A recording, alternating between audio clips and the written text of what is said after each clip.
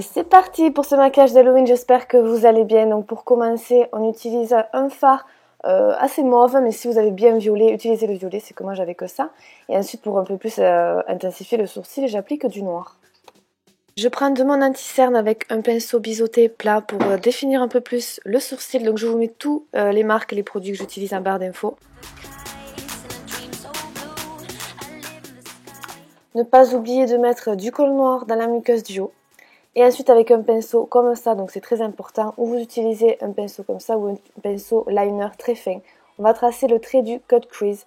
Donc c'est pas grave si c'est pas bien net, puisque après nous allons vraiment le définir mieux avec de l'anti-cerne. L'endroit du trait de votre cut crease est très important. Moi j'ai la paupière un peu tombante, donc je le fais juste au-dessus. Vous voyez par rapport à votre œil où c'est que ça agrandirait.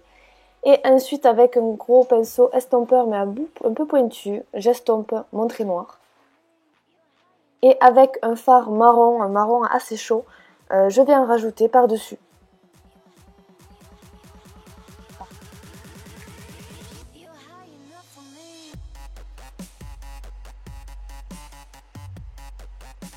Ensuite, toujours avec le même fard couleur mauve, je viens rajouter par-dessus le marron.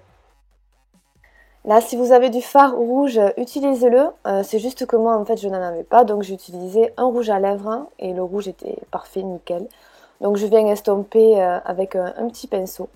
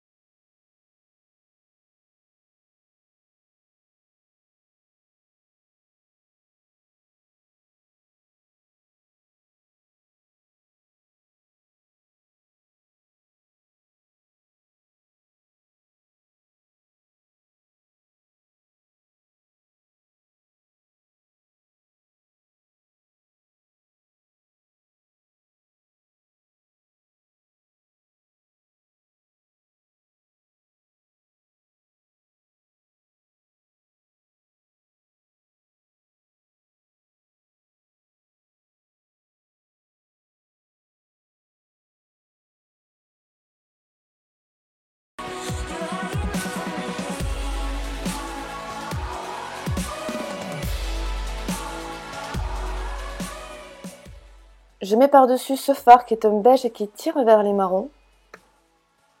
Et arrive l'étape la plus redoutable, le trait de liner. Alors là, si on se loupe, on est dégoûté. Je me suis réconciliée avec les pinceaux feutres, je n'aimais pas du tout ça. Et j'ai essayé celui-là de chez L'Oréal, je vous mets en barre d'infos de toute façon.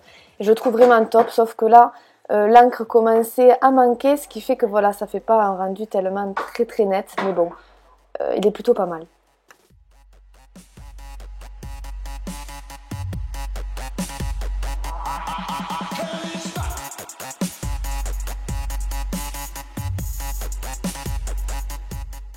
Avec un petit pinceau et le fard violet mauve, je viens en appliquer sous mon œil partout jusqu'au coin interne.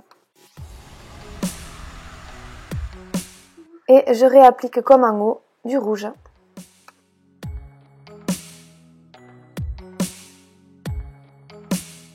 On met du colle noir dans la muqueuse, le mascara et ensuite les faux cils, bien sûr, ça finalise complètement le maquillage.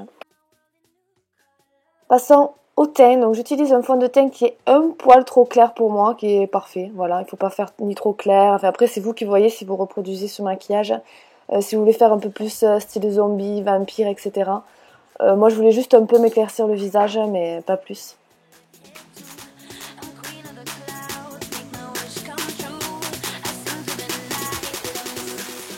Je poudre mon visage avec une poudre libre et un gros pinceau.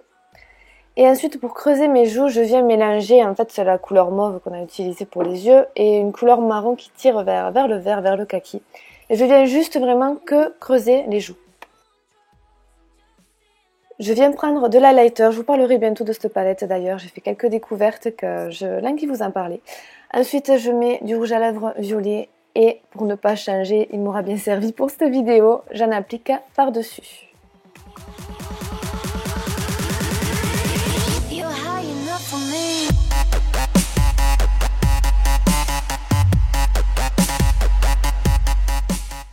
On va faire une petite pause pour que je vous explique un peu la suite de cette vidéo. Voilà, j'ai voulu essayer des lentilles Fantasy.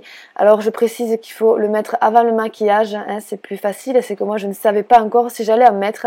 Et puis au dernier moment, je me suis dit, allez, on va essayer. Je vous laisse avec les images de la galérienne en action. C'est parti!